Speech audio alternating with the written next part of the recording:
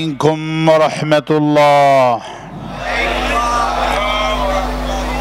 نحمده ونستعينه ونستغفره ونعوذ بالله من شرور أنفسنا ومن سيئات أعمالنا. من يهد الله فلا مضل له ومن يضلله فلا هادي له. ونشهد أن لا إله إلا الله وحده لا شريك له. ونشهد أن سيدنا وحبيبنا ومولانا محمدا عبده ورسوله الذي أرسله بالحق بشيرا ونذيرا وداعيا إلى الله بإذنه وسراجا منيرا.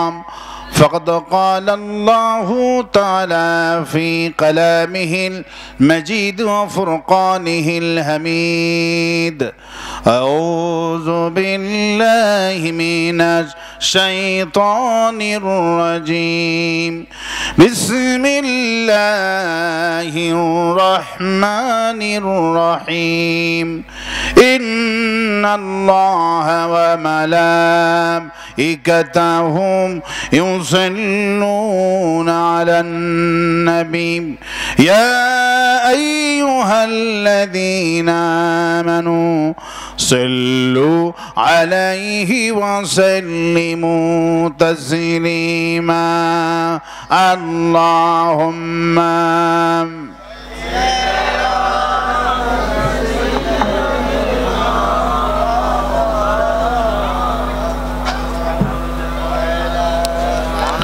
وعلى آل سيدنا بلغ العلا بكماله كشف الدجى بجماله حسنة جميع خصاله صلوا عليه. तेरी मेराज थी कि तू लौहा कलम तक पहुँचा और मेरी मेराज है कि मैं तेरे कदम तक पहुँचा. बलगल उला कशाफ दुजा बिजमालिह हसनतो जमीआ खसालिह सल्लु अलैहि. जनाब सभापति जोगीहाटी सिरातुन नबी सल्लल्लाहु अलैहि वसल्लमेर उद्योगे 2 दिन ব্যাপী 23তম মাহফিল এর সম্মানিত সভাপতি, আজকের মাহফিলের প্রধান অতিথি, বিশেষ মুফাসসির আরো বিশেষ মুফাসসির হাফেজ কোরআন শাহরুল ইসলাম খান অত্যন্ত চমৎকার আলোচনা করেন। আল্লাহ পাক তার কণ্ঠটাকে জাতির জন্য মঞ্জুর করুন। জাহাঙ্গীর বিন ইয়াকুব কথা বলেছেন, আল্লাহ পাক তার কথাকে মঞ্জুর করুন। আমার আপনি একটু বসেন না, আপনি বসেন। আমার সামনে বসা কোরআনে কারীম শুনতে আসা কোরআন পাগল মুসলমানগুলি, পদরাল আয়েশার উত্তরসূরি, খাদিজার উত্তরসূরি আমার সম্মানিতা মা এবং বোনেরা, আসসালামু আলাইকুম ওয়া রাহমাতুল্লাহ। আমরা মহান আল্লাহ রব্বুল ইজ্জাতুল জালালের দরবারে লাখো কোটি শুকর আদায় করছি, যিনি দয়া করে মেহেরবানি করে কোরআনে কারীম শোনার তৌফিক এনায়েত করেছেন। সেই রবের দরবারে প্রাণ ভরে শুকর আদায় করছি। সকলে পড়ছি আলহামদুলিল্লাহ। সবাই পড়ছি রব্বানা লাকাল হামদ হামদান কাসীরান তাইয়্যিবান মুবারাকান ফীহি ইয়া রাব্বি লাকাল হামদু কামা ইয়ানবাগি লিজালালি ওয়াজহিকা ওয়া আযীমি সুলতানিকা। লাখো কোটি দরুদ সালাম মানবতার মহান শিক্ষক সৈয়দুল মুরসালিন রাহমাতুল লিল আলামিন বিশ্ব নবী বিশ্ব নেতা জনাবে মুহাম্মদ রাসূলুল্লাহ সাল্লাল্লাহু আলাইহি সাল্লাম। প্রিয় রূপসবাসী, আপনারা কেমন আছেন? কোরআনে কারীম শুনতে আসতে পেরে খুশি না বেজার? আলহামদুলিল্লাহ। কারা কারা খুশি নাই হাত তুলে দেখান। আপনারা খুশি আছেন ঠিকই, কিন্তু ঠেলার চোটে হাতটা উঠে গেছে, ঠিক কিনা? আল্লাহ পাকে হাতটা গ্রহণ করবেন না, আল্লাহ পাক গ্রহণ করবে অন্তরেরটা। আল্লাহ কোনটা গ্রহণ করবে? এই জন্য আল্লাহ রাব্বুল আলামিন তিনি সুন্দর করে বলে দিয়েছেন, আমার বান্দারা, আমার কাছে দাড়ি দিয়ে দাম হবে না, আমার কাছে জুব্বা দিয়ে দাম হবে না, পাকড়িটাও দিয়ে দাম হবে না। আমার কাছে দাম কেমনে হবে শোনো। ইন্না আকরামাকুম ইনদাল্লাহি আতকাকুম। তোমাদের মধ্যে যে ব্যক্তি আমাকে কলিজার মধ্যে ভয় করে চলবে, ওই ব্যক্তির মর্যাদা আমার কাছে 1000 কোটি গুণ বেশি হয়ে যায়।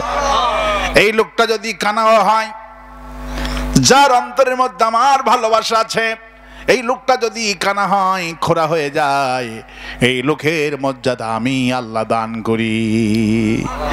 নবী করিম সাল্লাল্লাহু আলাইহি সাল্লাম একজন কানা মানুষকে গুরুত্ব কম দিয়েছেন বলে আল্লাহ পাক ওই অন্ধ লোকটার ব্যাপারে কোরআনের কারিমের আয়াত নাজিল করে দিয়েছে। নবী করিম সাল্লাল্লাহু আলাইহি সাল্লাম রাতের বেলা চিন্তা করলেন, আগামীকাল কাস ইবনে ওয়াইল মুগীরা উতবাদেরকে দাওয়াত দিব কোরআনের। হুজুর টার্গেট কর্মী টার্গেট করলেন।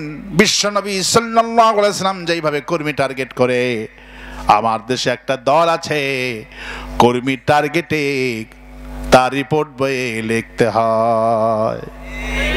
আরো আস্তে কোন ঠিক, আরো আস্তে কোন ঠিক। রাসূল সাল্লাল্লাহু আলাইহি ওয়াসাল্লাম তাকে তাদের কাছে কোরআনে কারিমের দাওয়াত দিচ্ছেন, দাওয়াত করে এনে দাওয়াত দিচ্ছেন। অমনি বিশ্ব নবীর শালা মা খাদিজাতুল কুবরা রাদিয়াল্লাহু আনহা আপন ফুফাতো ভাই উম্মে মাকতুম রাদিয়াল্লাহু আনহু জন্ম অন্ধ, দুচোখী কানা, চোখে দেখে না। এই আওয়াজটা দাও না, আবার বক্স দিলা কেন? আমার ভাইয়েরা, আমার বন্ধুগণ, দুচোখী কানা বিশ্বনবীর সালাম মা খাদিজার আপন ফুফাতো ভাই উম্মে মাকতুম রাদিয়াল্লাহু আনহু বিশ্বনবীর কাছে আসলেন। বিশ্বনবী ওই সময় নেতাদেরকে দাওয়াত দিচ্ছেন কোরআনে কারিম থেকে, কিন্তু বিশ্বনবী মনে মনে ভাবলেন, তুমি আমার শালা, আর এই নেতারা অনেক আমার দাওয়াতে এসেছে, আমি তাদেরকে আজকে দাওয়াত দিব, তোমাকে একটু পরে তোমার কথা শুনবো। উম্মে মাকতুম জিজ্ঞেস করলেন, আল্লাহর সম্পর্কে আমার কিছু শোনান। রাসূল করিম সাল্লাল্লাহু আলাইহি সাল্লাম অন্ধ লোকটাকে গুরুত্ব কম দিয়ে দিলেন, ভুরু কুঞ্চিত করলেন। বিশ্বনবী সাল্লাল্লাহু আলাইহি সাল্লাম ঘন্টার পর ঘন্টা দাওয়াত দিয়ে যখন ব্যর্থ হয়ে গেল, একজন নেতাও ঈমান আনলো না। বিশ্বনবী মুহাম্মদ সাল্লাল্লাহু আলাইহি ওয়াসাল্লাম যখন ঘরের দরজায় পা দিয়েছেন, জিবরাইল আমিন হাজির। আবাসা ওয়া তাওয়াল্লা আন জাআহুল আ'মা। আপনার কাছে একটা অন্ধ লোক আসছিল, আপনার শালা উম্মে মাকতুম আসছিল, আপনি কেন তাকে ভুরু কুঞ্চিত করলেন, গুরুত্ব কম দিলেন? এই নেতাদের কলিজার মধ্যে আল্লাহর কোনো ভালোবাসা নাই, যাকে আপনি গুরুত্ব কম দিয়েছেন। ওই কানা অন্ধ সাহাবীর কলিজার ভেতরে আল্লাহর ভালোবাসা দিয়ে ভরা আছে। যেদিন থেকে উম্মে মাকতুমের জন্য সূরা আবাসা নাজিল হয়ে গেল, রাসূল করিম সাল্লাল্লাহু আলাইহি সাল্লাম এই উম্মে মাকতুম রাদিয়াল্লাহু আনহুকে দেখলে দাঁড়িয়ে যেতেন। সাহাবীরা অবাক হয়ে গেল, ইয়া রাসূলুল্লাহ, কিছুই বুঝতে পারলাম না, আপনি একজন অন্ধ লোকটাকে দেখে দাঁড়ান কেন?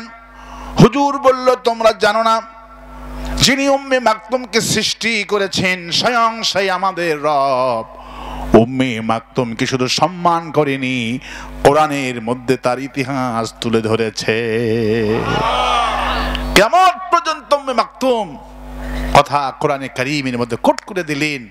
রাসূল করিম সাল্লাল্লাহু আলাইহি সাল্লাম রাষ্ট্রীয় সফরে যখন বাহিরে যেতেন, বিশ্বনবী বলতেন, আমার প্রেসিডেন্টের চেয়ার খালি থাকবে না।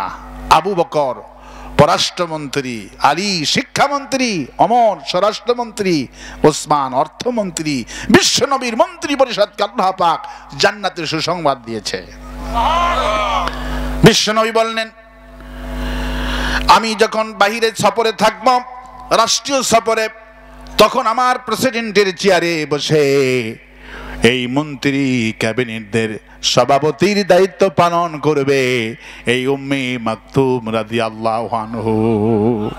আমার চেয়ারে বসে সভাপতির দায়িত্ব পালন করবে। এখানেই শেষ নয়, হুজুর বলল, আমি যাবার পর তো নামাজ পড়াতে হবে 5 ওয়াক্ত।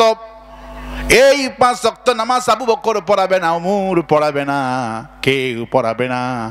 আল্লাহ যার ইমানের ব্যাপারে আয়াত নাজিল করে দিয়েছে, এই উম্মে মাকতুমি নামাজ আদায় করবে, জুমার দিনে খুতবা দিবে। আল্লাহু আকবার বলেন। কিসের কারণে হয়েছে? তাকওয়ার কারণে। কিসের কারণে হয়েছে? তাকওয়ার কারণে হয়েছে। তাহলে এবার কারা কারা খুশি আছেন হাত উঁচু করে দেখান। আল্লাহ হাতকে কবুল করুন বলে আমি